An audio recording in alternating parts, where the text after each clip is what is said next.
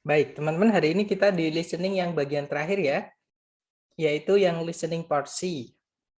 Oke, jadi nanti teman-teman di listening akan dihadapkan dengan 3 parts atau 3 bagian, yaitu part A, part B, sama part C. Yang mana nanti jenis soal-soalnya beda-beda, teman-teman.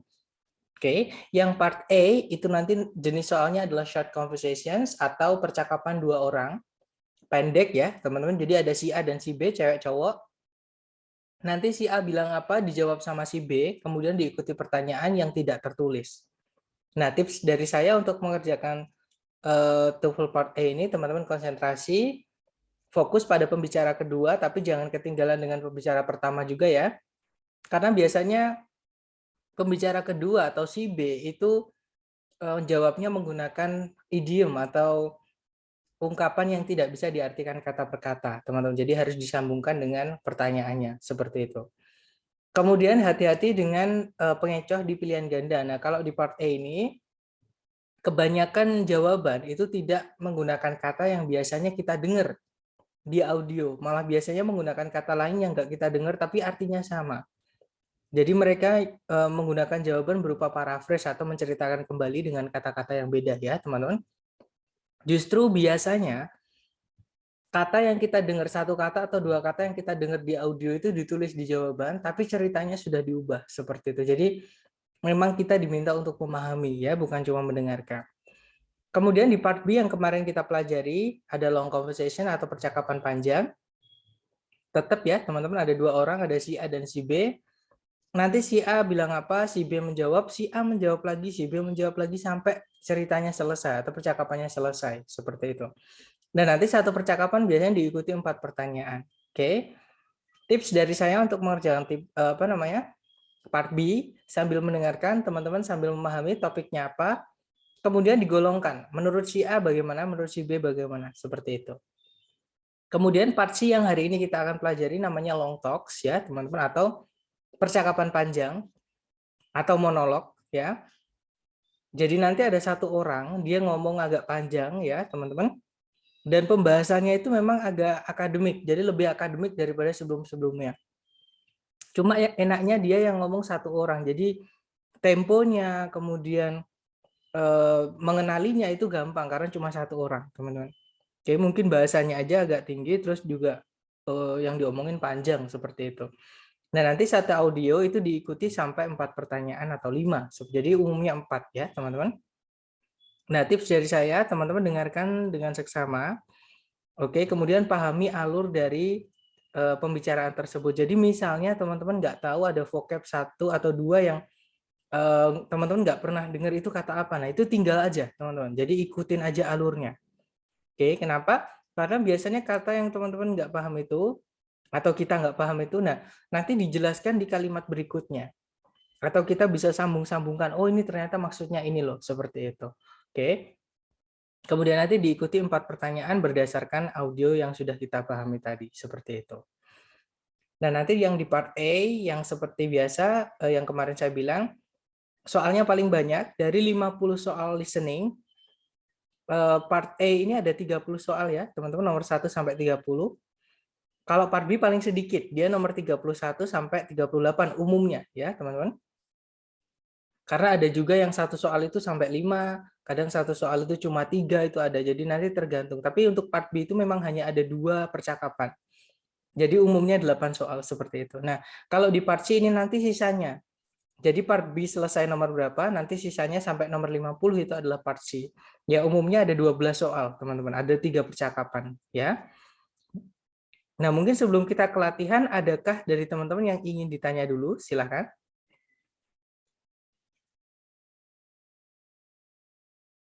Nggak ada ya, teman-teman? Baik, kalau nggak ada, saya ingatkan kembali karena listening ini adalah skill atau kemampuan atau keterampilan, jadi teman-teman harus melatih keterampilannya, yaitu dengan latihan. Salah nggak apa-apa, yang penting teman-teman udah nyoba dulu. Nah, karena memang keterampilan direkam dari situ, teman-teman. Oke, nanti kita bahas, oke? Jadi dicoba dulu, jangan takut salah. Silahkan, teman-teman. Now we will begin Part C with the first talk. Questions 39 through 42. Listen to a talk by a tour guide in the Everglades National Park.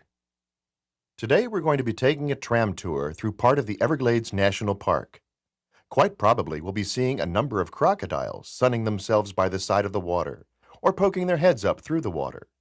Needless to say, we will not be getting off the tram at any time until we leave the area because of the danger posed by the crocodiles. By the way, you've probably heard of the expression crying crocodile tears. It is common to say that someone is crying crocodile tears when he or she is pretending to be sad or full of regret. Crocodiles always appear to have tears in their eyes, but they are not crying because of sadness or even pretended sadness. Instead, a crocodile uses its tear ducts to get rid of extra salt from its body. A crocodile does not sweat the same way that humans do and must get rid of extra salt through tears. So if you see a crying crocodile, do not think that it's feeling sad. It is basically sweating through its eyes. Look, over there on the right. There are two large crocodiles on the water's edge, right next to the fallen trees. You can get out your cameras and take pictures from here on the tram, but no, you cannot get off the tram to get any closer. Number 39. Where does this talk take place?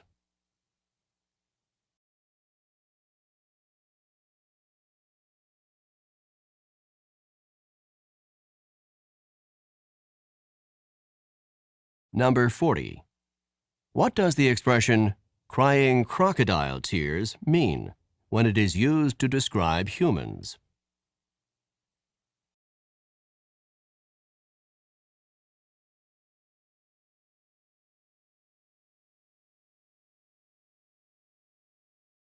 Number 41. Why do crocodiles have tears in their eyes?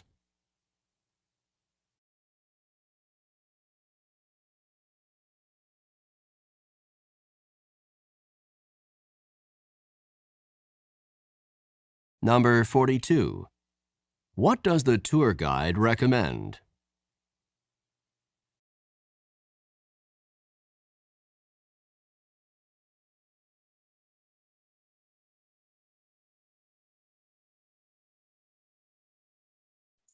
Baik, yang sudah nemu jawaban silahkan dikirim ke chat ya, sedapatnya teman-teman dulu.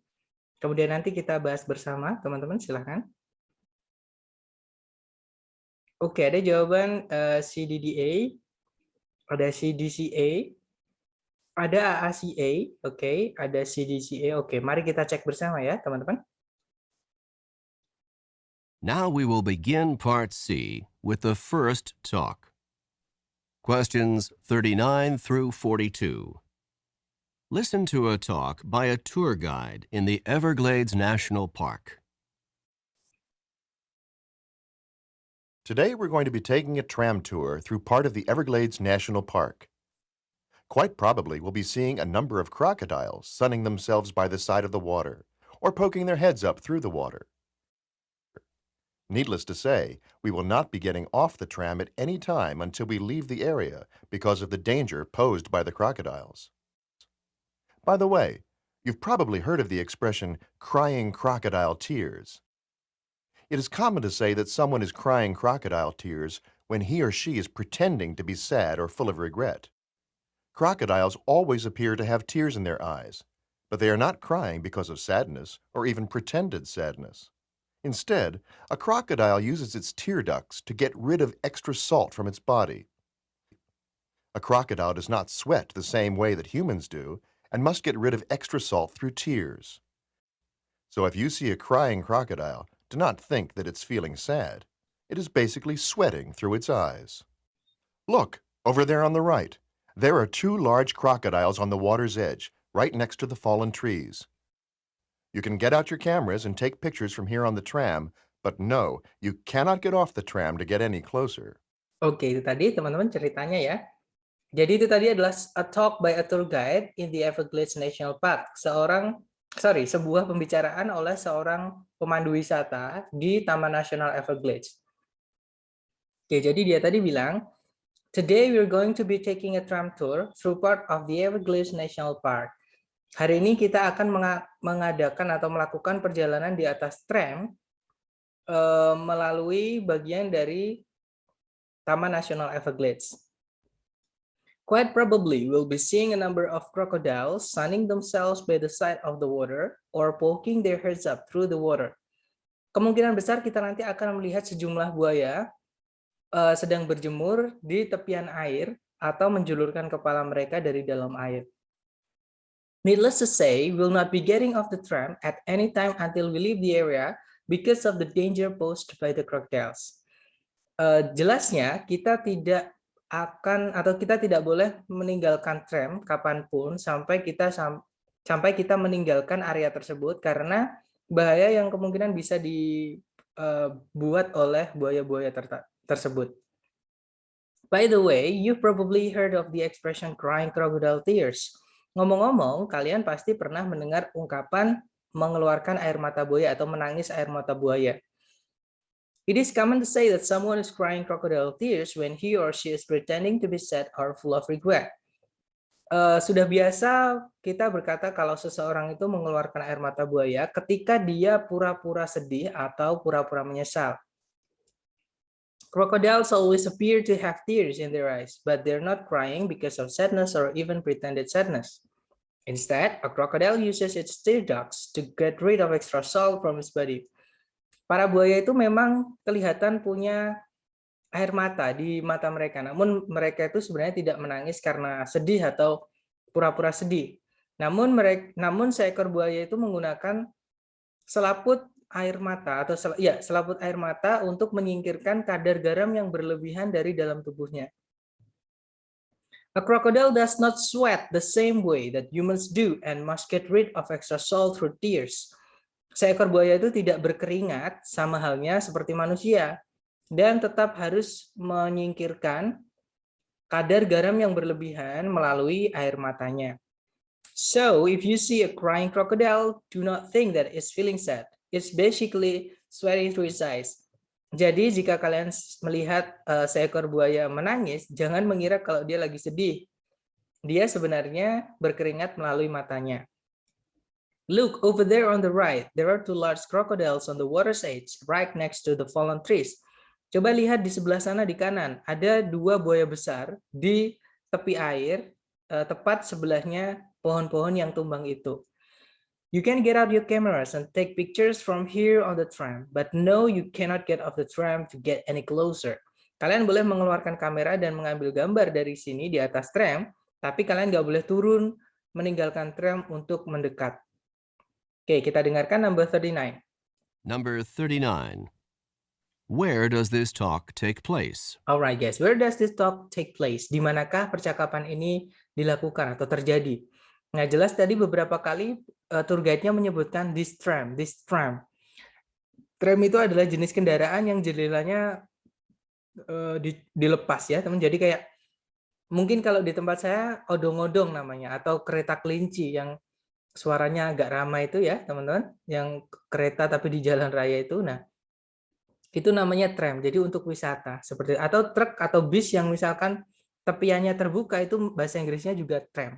Ya, atau kalau dulu di Bali saya pernah tahun 2000 berapa saya lupa, itu namanya komotra, teman-teman. Tapi saya nggak tahu sekarang masih ada atau enggak ya. Nah, itu bahasa Inggrisnya tram. Berarti jawaban nomor 39 adalah yang Charlie, ya. Kita lanjut number 40. Number 40. What does the expression crying crocodile tears mean when it is used to describe humans? All right. What does the expression crying crocodile tears mean when it is used to describe humans? Apa sih ungkapan crying crocodile tears maksudnya ketika digunakan untuk mendeskripsikan manusia? Nah, tadi si tour guide-nya bilang, it is common to say that someone is crying crocodile tears when he or she is pretending to be sad or full of regret. Jadi orang itu biasa dibilang mengeluarkan air mata buaya ketika dia pura-pura sedih atau pura-pura menyesal, ya. Kita cek ABCD yang jawabannya pura-pura sedih atau pura-pura menyesal. Yang alfa, maksudnya mereka itu memiliki air mata yang banyak. Bukan ya. Kalau yang bravo, maksudnya manusia itu suka berenang. Bukan juga. Kalau yang Charlie, maksudnya mereka kelihatan mirip kayak buaya. Beda ya teman-teman kita sama buaya. Charlie bukan. Yang delta, maksudnya mereka itu pura-pura sedih. Nah, ketemu jawabannya adalah yang delta. Ya. Lanjut number 41. Number 41. Why do crocodiles have tears in their eyes? Alright, why do crocodiles have tears in their eyes? Kenapa sih buaya itu kayak ada air matanya di mata mereka? Nah, tadi dijelaskan, buaya itu perlu menyingkirkan kadar garam yang berlebihan dari tubuhnya itu melalui air matanya, ya teman-teman. Jadi keringatannya buaya itu beda sama keringatannya manusia. Kalau buaya tadi melalui matanya, kalau manusia kan dari kulit, seperti itu. Jadi mereka nangis itu bukan sebenarnya nangis, tapi memang keringetan, seperti itu teman-teman. Kita cek ABCD yang bilang keringetan ya. Yang alpha, they are sad, mereka sedih, bukan. Yang bravo, they are warming themselves, mereka menghangatkan diri, bukan.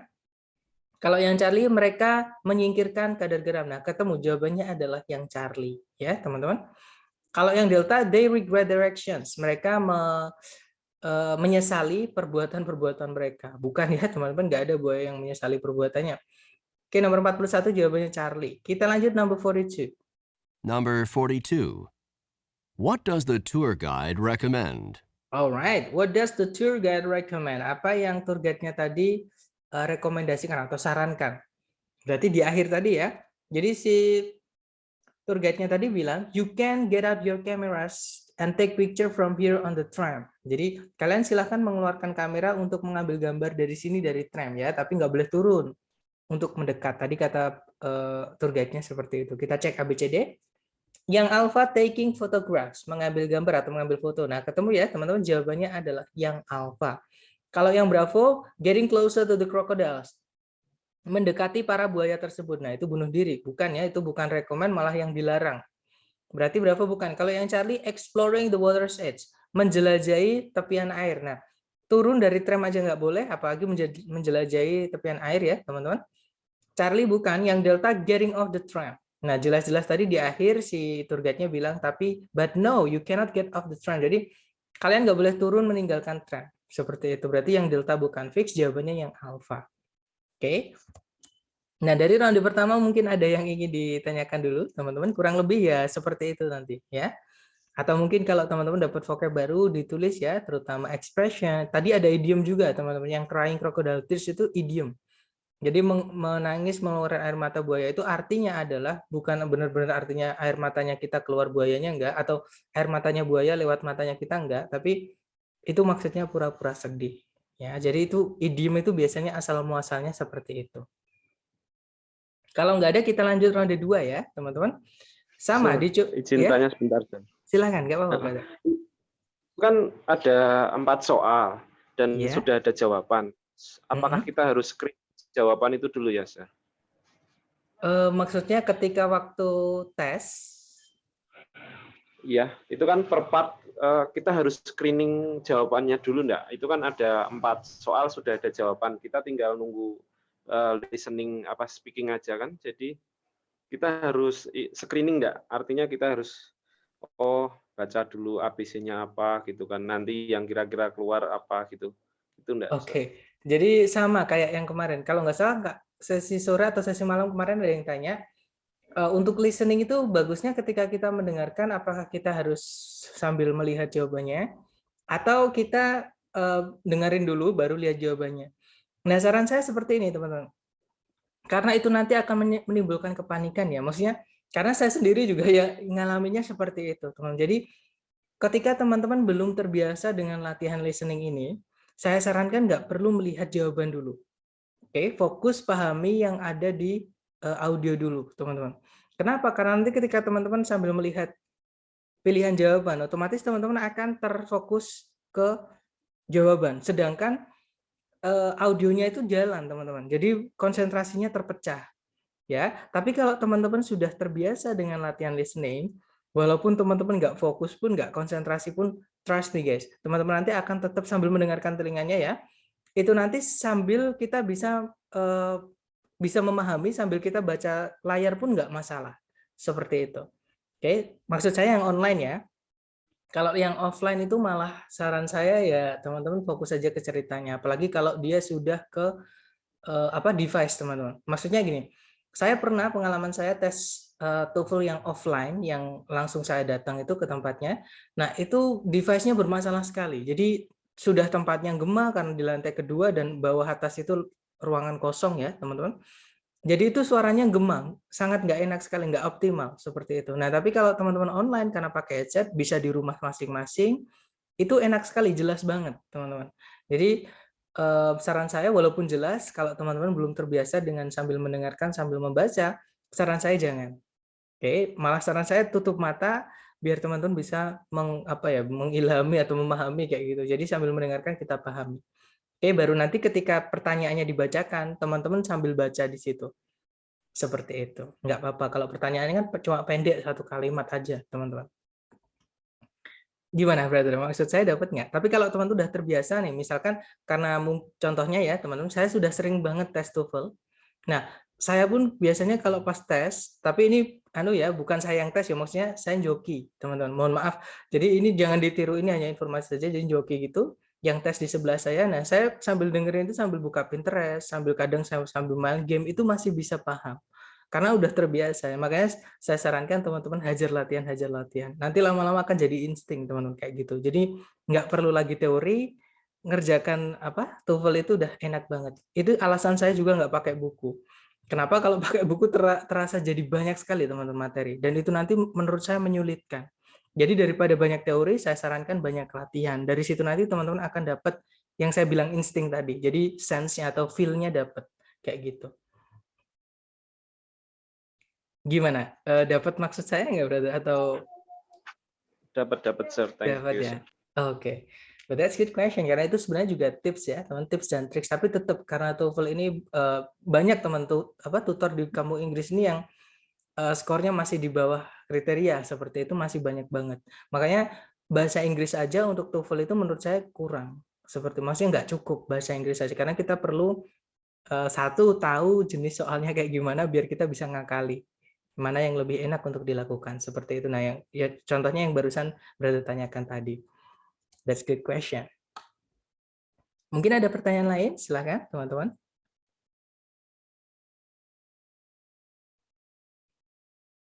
Nggak ada ya? Oke, kalau nggak ada Now we will begin kita ke ronde berikutnya ya, teman-teman.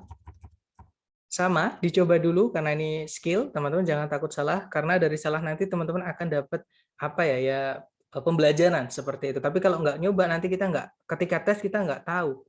Jadinya baru tes, baru pertama kali ngerasain kayak gitu.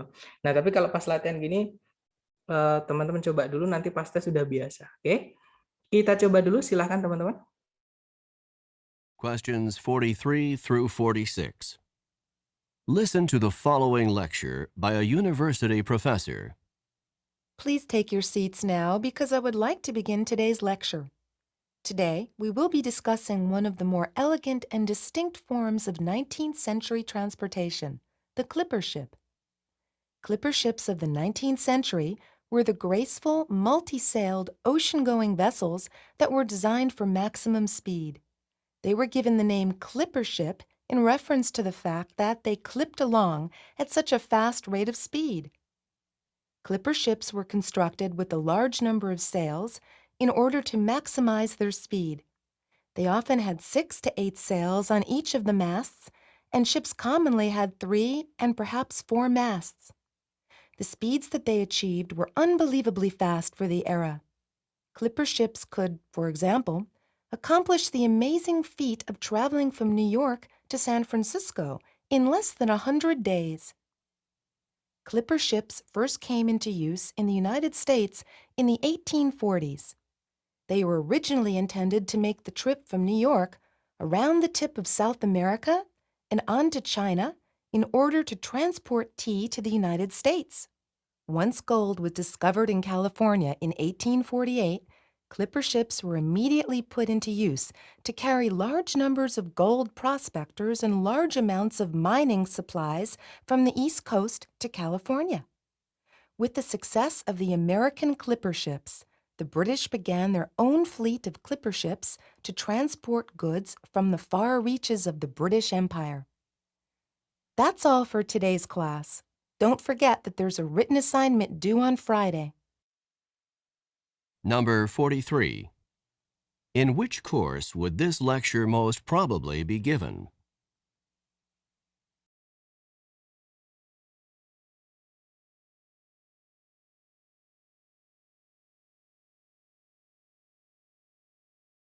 Number 44. What is the most likely meaning of the expression to clip along?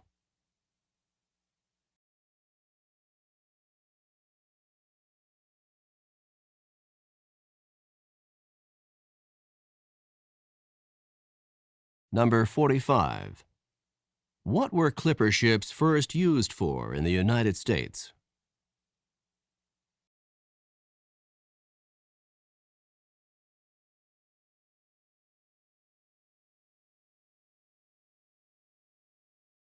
Number 46. What does the professor remind the students about?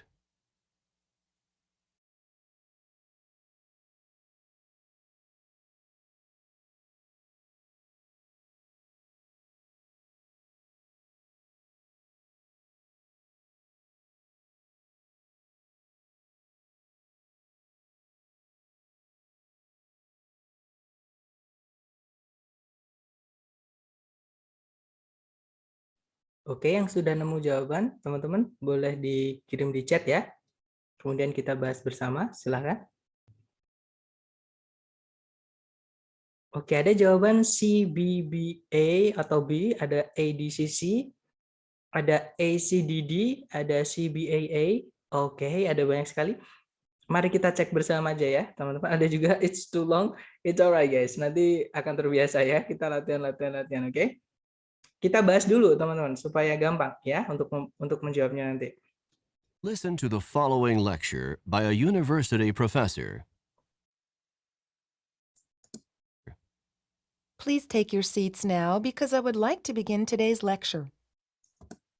Today, we will be discussing one of the more elegant and distinct forms of 19th century transportation, the clipper ship. Clipper ships of the 19th century were the graceful, multi-sailed, ocean-going vessels that were designed for maximum speed.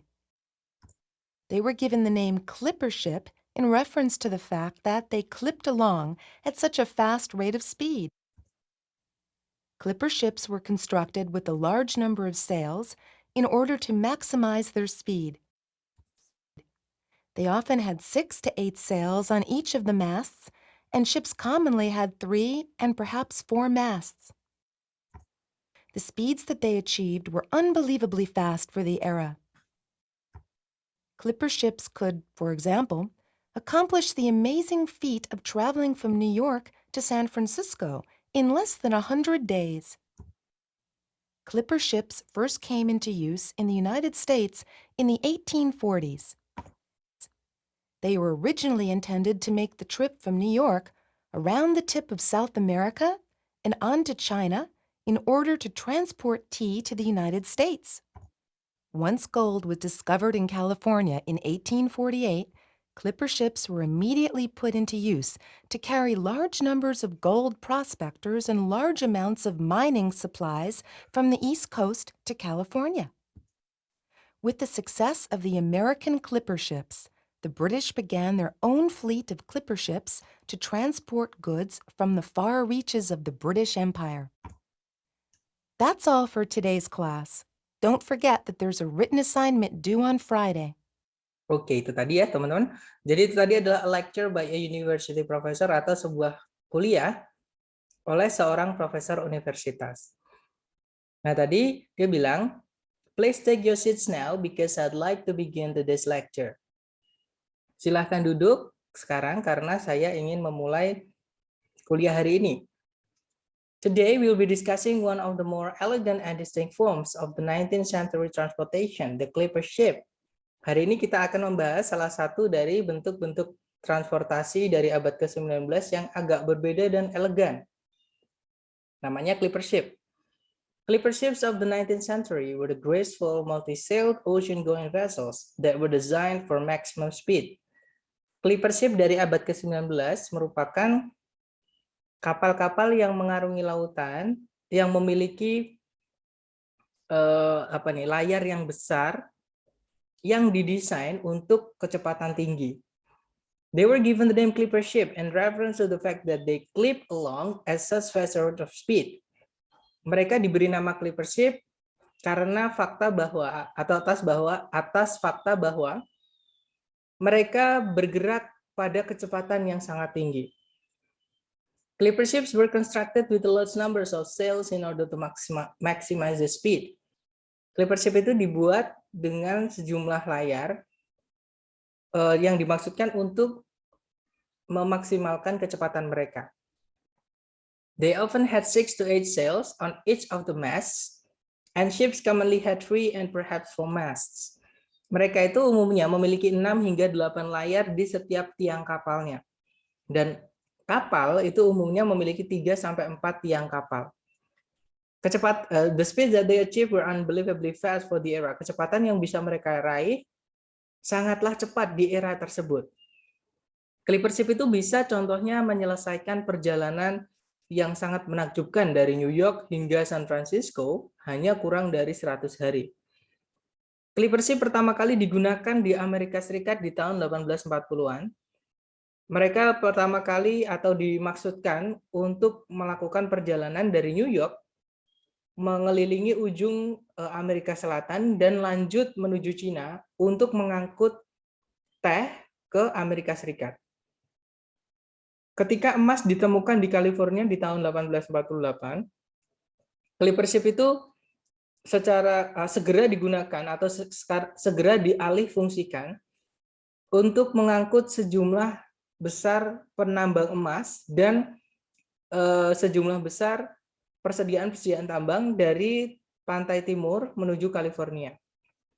Bersamaan dengan keberhasilan Clipper ship-nya Amerika, British itu memulai armada Clipper ship mereka sendiri untuk mengangkut barang-barang dagangan dari tempat-tempat yang jauh dari kerajaan British Raya.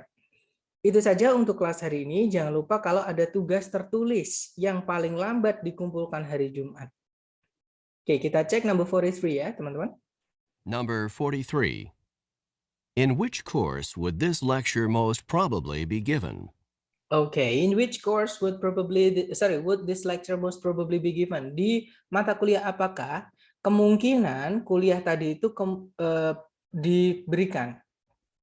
Oke, kita cek ABCD. Yang alpha, water sports, olahraga air. Sama sekali nggak ada olahraga air yang disebutkan ya, teman-teman.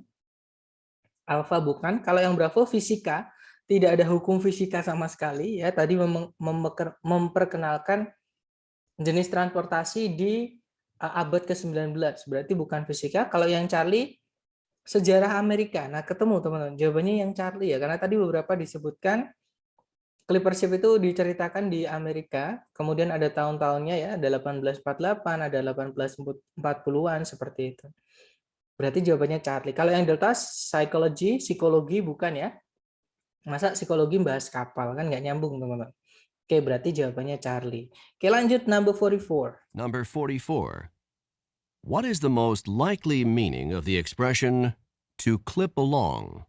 Oke, yang manakah di antara berikut ini yang paling mendekati maknanya dengan ungkapan to clip along? Nah, to clip along tadi dibahas ketika kapal tersebut diumbar-umbar atau dibahas-bahas kecepatannya ya. Kita cek aja ABCD yang mengandung kata cepat. Oke, yang alpha to cut, memotong, bukan. Yang Bravo to move fast. Nah, ini yang saya bilang, ketika teman-teman nggak tahu artinya, nggak apa-apa. Nanti kita bisa hubung-hubungkan dengan kalimat yang diulang-ulang, teman-teman. Nah, jawabannya 44 adalah Bravo ya, teman-teman, to move fast, untuk bergerak dengan cepat, seperti itu. Kita lanjut, number 45. Number 45. What were clipper ships first used for in the United States? Nah, what were clipper ships first used for in the United States? Pertama kali digunakan di Amerika Serikat, clipper ship itu dipakai untuk apa? Nah, tadi di teks ada 2 kegunaan clipper ship yang disebutkan. Di tahun 1840-an, clipper ship itu pertama kali digunakan untuk melakukan perjalanan dari San Francisco, mengitari ujung Amerika Selatan, lanjut ke Cina untuk mengangkut teh ke Amerika Serikat. Jadi maksudnya ngambil teh ke Cina, dibawa kembali ke Amerika ya, teman-teman. Itu kegunaan pertama. Kegunaan kedua, ketika emas ditemukan di California di tahun 1848 tadi, kegunaannya dirubah, jadi dialihfungsikan, yaitu mengangkut penambang emas sama persediaan tambang tadi. Nah, di soal ini yang ditanyakan adalah kegunaan pertama kali, ya. Berarti yang mengangkut teh dari Cina menuju Amerika. Jawabannya adalah yang alpha, teman-teman. To bring tea from China, untuk mengangkut teh dari Cina. Kalau yang Bravo untuk mengangkut emas menuju California. Nah, emasnya tadi ditemukan di California, ya, teman-teman, bukan diangkut ke California. Justru orang-orang itu malah ke California buat ngambil emas, bukan ngirim emas. Berarti Bravo salah. Kalau yang Charlie untuk berdagang dengan British atau orang Inggris, ya, bukan, teman-teman. Kalau yang Delta untuk mengarungi sistem sungai Amerika Serikat. Bukan, ya, teman-teman. Jawabannya adalah yang Alpha. Oke, lanjut number 46. Number 46. What does the professor remind the students about? Okay, what does the professor remind the students about? Profesornya tadi mengingatkan mahasiswanya apa? Seperti itu. Jadi yang di akhir tadi, teman-teman. Profesornya bilang, don't forget that there's a written assignment due on Friday. Jangan lupa kalau ada tugas tertulis yang paling lambat dikumpulkan hari Jumat. Oke, kita cek ABCD. Yang Alpha, reading assignment, tugas membaca, bukan, ya. Yang Bravo, kuis di hari Jumat, bukan juga, teman-teman. Yang Charlie, tugas penelitian untuk akhir semester juga bukan, ya, karena paling lambat Jumat ini katanya di profesor tadi. Kalau yang Delta, PR tertulis. Nah, ketemu, teman, jawabannya adalah yang Delta. Ya, written homework sama written assignment tadi sama aja. Nah, itu tadi dari ronde kedua. Mungkin ada yang ingin ditanyakan dari teman-teman, silakan.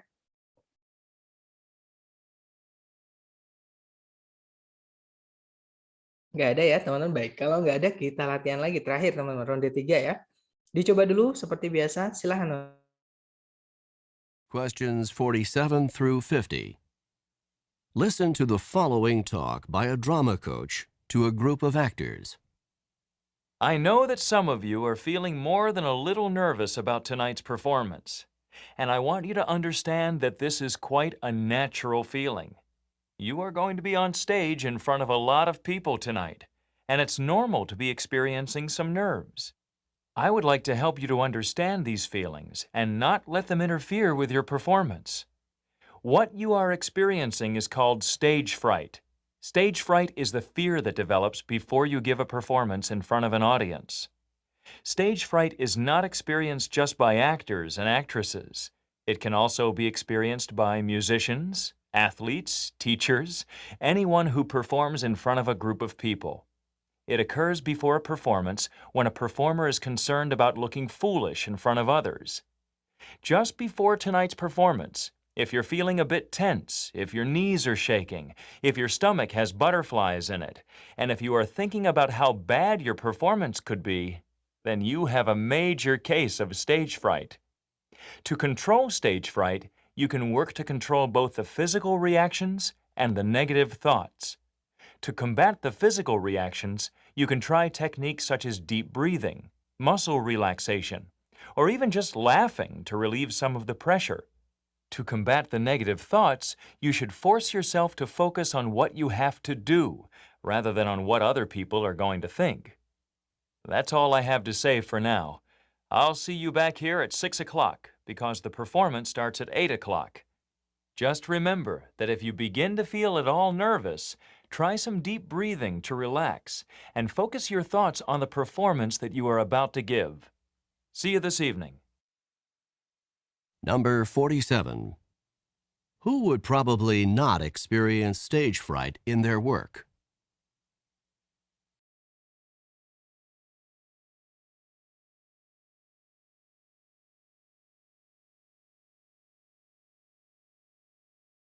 Number 48. What physical reaction might someone who is experiencing stage fright commonly have?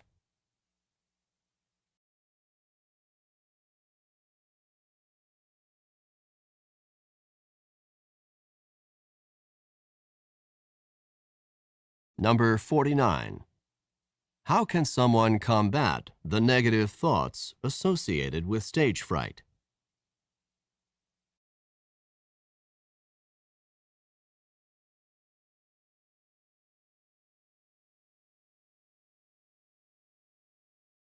Number 50.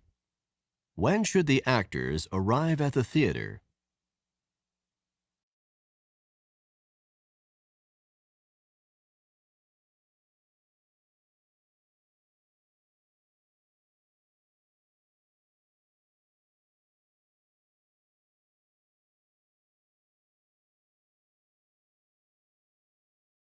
Oke, yang sudah nemu jawaban boleh dikirim di chat ya. Kemudian nanti kita bahas bersama, teman-teman.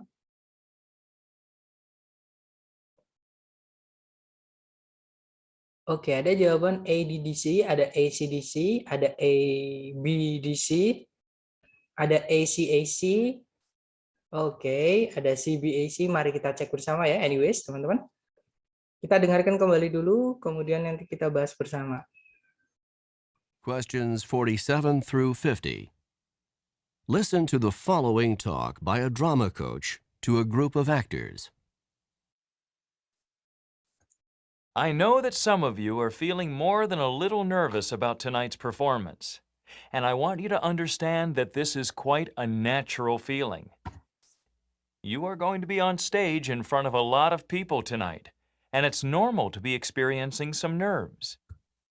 I would like to help you to understand these feelings and not let them interfere with your performance. What you are experiencing is called stage fright. Stage fright is the fear that develops before you give a performance in front of an audience. Stage fright is not experienced just by actors and actresses. It can also be experienced by musicians, athletes, teachers, anyone who performs in front of a group of people.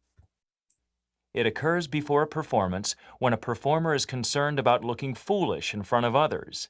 Just before tonight's performance, if you're feeling a bit tense, if your knees are shaking, if your stomach has butterflies in it, and if you are thinking about how bad your performance could be, then you have a major case of stage fright. To control stage fright, you can work to control both the physical reactions and the negative thoughts. To combat the physical reactions, you can try techniques such as deep breathing, muscle relaxation, or even just laughing to relieve some of the pressure. To combat the negative thoughts, you should force yourself to focus on what you have to do, rather than on what other people are going to think. That's all I have to say for now. I'll see you back here at 6 o'clock, because the performance starts at 8 o'clock. Just remember that if you begin to feel at all nervous, try some deep breathing to relax and focus your thoughts on the performance that you are about to give. See you this evening. Oke, itu tadi ya, teman-teman.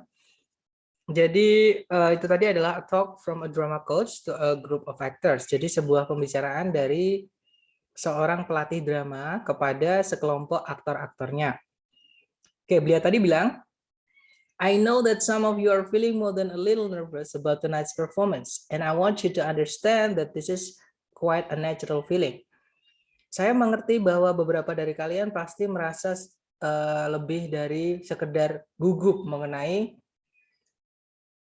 pertunjukan nanti malam. Dan saya ingin kalian memahami bahwa hal seperti ini tuh wajar. You are going to be on stage in front of a lot of people tonight, and it's normal to be experiencing some nerves. Kalian akan berada di panggung, di depan banyak orang malam ini, dan normal atau wajar untuk mengalami beberapa ketegangan. I would like to help you to understand these feelings and not let them interfere with your performance. Saya ingin membantu kalian memahami yang kalian rasakan dan tidak akan membiarkan mereka mengganggu pertunjukan kalian. What you're experiencing is called stage fright. Stage fright is the fear that develops before you give a performance in front of an audience. Yang sedang kalian alami sekarang ini itu disebut dengan demam panggung. Demam panggung itu merupakan ketakutan yang muncul sebelum kalian memberikan sebuah pertunjukan di depan banyak audiens. Stage fright atau demam panggung itu tidak hanya dialami oleh aktor sama aktris saja. Dia juga bisa dialami oleh musisi, atlet, guru, siapapun yang tampil di depan sekelompok orang. It occurs before a performance when a performer is concerned about looking foolish in front of others. Demam panggung itu terjadi sebelum sebuah pertunjukan ketika performer itu khawatir akan terlihat konyol atau terlihat bodoh di depan banyak orang. Just before tonight's performance, if you're feeling a bit tense, if your knees are shaking, if your stomach has butterflies in it, and if you're thinking about how bad your performance could be, then you have major case of stage fright. Tepat pertunjukan tepat sebelum pertunjukan nanti malam, jika kalian merasakan sedikit tegang, jika lutut kalian gemeteran, jika perut kalian seperti ada kupu-kupunya, dan jika kalian berpikir seberapa buruk nantinya pertunjukannya, itulah tandanya ketika kalian mengalami demam panggung. To control stage fright, you can work to control both the physical reactions and the negative thoughts. Untuk mengendalikan demam panggung, kalian bisa berusaha untuk mengendalikan reaksi fisik dan pikiran negatif yang berhubungan dengan demam panggung. Untuk melawan reaksi fisiknya, kalian bisa mencoba beberapa teknik seperti menarik nafas dalam-dalam, meregangkan otot, atau bahkan hanya dengan tertawa-tawa untuk meredakan beberapa ketegangan atau tekanan. Untuk melawan pikiran negatifnya, kalian harus memaksa diri kalian untuk berfokus pada apa yang kalian harus lakukan, daripada berfokus pada apa yang orang-orang nanti akan pikirkan. That's all I have to say for now. Itu saja yang saya harus katakan sekarang. I'll see you back here at 6 o'clock because the performance starts at 8 o'clock. Saya akan menemui kalian lagi di sini jam 6 karena pertunjukannya mulai jam 8. Just remember that if you begin to feel a little nervous, try some deep breathing to relax and focus your thoughts on the performance that you're about to give. See you this evening. Katanya, ingat-ingat saja jika kalian nanti mulai merasa gugup, cobalah menarik nafas yang dalam untuk rileks dan fokuskan pikiran kalian pada pertunjukan yang akan kalian berikan. Sampai jumpa nanti malam. Kata pelatihnya seperti itu ya. Kita cek number 47. Number 47. Who would probably not experience stage fright in their work? Nah, who would probably not experience stage fright in their work? Siapa yang kemungkinan tidak mengalami demam panggung di pekerjaan mereka? Nah, tadi coach-nya bilang, demam panggung itu dialami oleh siapa saja yang mereka tampil atau pekerjaannya itu di depan banyak orang. Contohnya selain aktor sama aktris tadi yang disebutkan ada musisi, ada atlet, ada juga guru, ya teman-teman. Nah yang ditanyakan di sini adalah yang tidak mengalami, berarti yang kerjanya tidak di depan banyak orang. Kita cek ABCD ya. Yang alpha writers, penulis. Nah ketemu langsung. Penulis itu kerjanya tidak di depan banyak orang karena dia di kamar pun bisa, sendiri pun bisa melanjutkan pekerjaannya, ya. Kalau yang Bravo actors, aktor pasti harus dilihat orang karena dia tampil, ya. Yang Charlie atlet juga sama tadi disebutkan, dia dilihat banyak orang. Kalau yang Delta musisi juga sama, dia dilihat banyak orang juga. Oke, berarti jawabannya adalah yang alpha ya, teman-teman. Number 48. Number 48. What physical reaction might someone who is experiencing stage fright commonly have? All right. What physical reaction might someone who is experiencing stage fright commonly have? Reaksi fisik apa sih yang kemungkinan seseorang dengan dengan demam panggung itu miliki? Nah, tadi disebutkan ada 4 ya, teman. Yang pertama adalah gugup, yang kedua adalah lututnya gemeteran, yang ketiga itu kayak nggak nyaman karena di perutnya itu kayak ada kupu-kupunya. Maksudnya nggak nyaman, bukan berarti ada bener kupu-kupunya ya, teman-teman, tapi itu idiom juga. Jadi artinya itu dia nggak nyaman, kayak ada kupunya di perutnya, jadi kayak geli gitu. Terus yang terakhir tadi terfikirkan bagaimana seburuk apa nanti pertunjukannya jadinya. Kata quote-nya tadi seperti itu. Kita cek ABCD ya, salah satunya pasti disebutkan. Kalau yang alfa, dia akan melihat kupu-kupu. Bukan ya, teman-teman. Kupu-kupu tadi disebutkan untuk perumpamaan saja. Alfa bukan. Kalau yang bravo, dia akan mematahkan satu kakinya. Terlalu ekstrim dan tidak disebutkan. Bukan ya, teman-teman. Tapi break a leg ini ada juga arti lain. Break a leg itu bisa juga dipakai untuk bilang good luck atau do your best. Seperti itu. Jadi kayak semoga berhasil seperti itu teman-teman. Jadi tapi di sini ini nggak bisa ya kalau diartikan karena dia bukan ucapan, dia adalah kalimat utuh, bukan teman-teman. Kalau yang Charlie dia akan memiliki lutut yang gemeteran atau mengalami lutut yang gemeteran. Nah ketemu ya 48 adalah Charlie. Oke, kalau yang Delta dia akan berhenti bernafas. Nah itu bukan demam panggung, itu namanya tewas ya teman-teman. Oke kita lanjut number 49. Number 49. How can someone combat the negative thoughts associated with stage fright? Alright, how can someone combat the negative thoughts associated with stage fright? Bagaimana seorang bisa melawan pikiran-pikiran negatif yang berhubungan dengan demam panggung? Nah, maksudnya kecemasan atau rasa cemas, anxiety ya teman-teman. Nah, tadi dijelaskan sama coach-nya, cuma satu caranya, yaitu fokus pada apa yang perlu kalian lakukan, bukan pada apa yang orang-orang nanti akan pikirkan. Oke, kita cek ABCD ya. Yang Alfa, by staring at the audience, dengan melototi para audiennya. Nah, itu malah menandakan kalau dia nervous ya, karena nggak natural. Bravo bukan. Kalau yang, Alfa bukan. Kalau yang Bravo, by breathing shallowly, dengan bernafas terengah-engah. Nah, itu juga nggak normal, nanti malah jadi tambah kelihatan kalau dia nervous, tambah nervous. Tadi breathing disebutkan bukan shallowly, tapi deep ya, teman-teman. Jadi deep breathing itu tarik nafas yang dalam, bukan terengah-engah. Oke, Bravo bukan. Kalau yang Charlie, by thinking about possible negative outcomes. Dengan memikirkan mengenai hasil-hasil negatif yang kemungkinan akan terjadi. Nah, itu malah memperburuk. Kalau yang Delta, by focusing on what needs to be done. Dengan berfokus pada apa yang perlu dilakukan saja. Oke, ketemu jawabannya adalah Delta. Right? Number 50, teman-teman. Number 50. When should the actors arrive at the theater? Oke. When should the actors arrive at the theater? Jam berapa atau kapan para aktornya itu tiba di teater? Nah, tadi si coach-nya bilang, I'll see you back here at 6 o'clock. Jadi, aku akan menemui kalian lagi di sini jam 6, karena pertunjukannya mulai jam 8. Ya, jadi mereka harus datang jam 6 karena ketemu sama coach-nya tadi. Otomatis nomor 50 jawabannya yang Charlie, at 6 o'clock. Ya, teman-teman. Kemudian ada pertanyaan nomor 48 tadi, jawabannya adalah yang Charlie. Ya, dia memiliki lutut yang gemeteran, shakiness, seperti itu. Nah, itu tadi adalah kurang lebih seperti itu, teman-teman. Listening yang part ketiga atau part terakhir. Part C, ya. Nanti kira-kira umumnya ada 12 soal, audionya ada 3. Jadi setiap audio itu umumnya ada 4 soal, seperti itu. Nah, mungkin ada pertanyaan sebelum saya tutup, teman-teman. Silakan.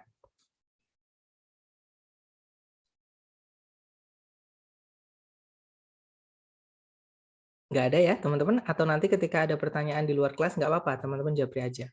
Baik, saya tutup. Thank you so much for having me today, guys. I'll see you again next time. The last I say, Assalamualaikum warahmatullahi wabarakatuh. Waalaikumsalam warahmatullahi wabarakatuh. Thank you, sir.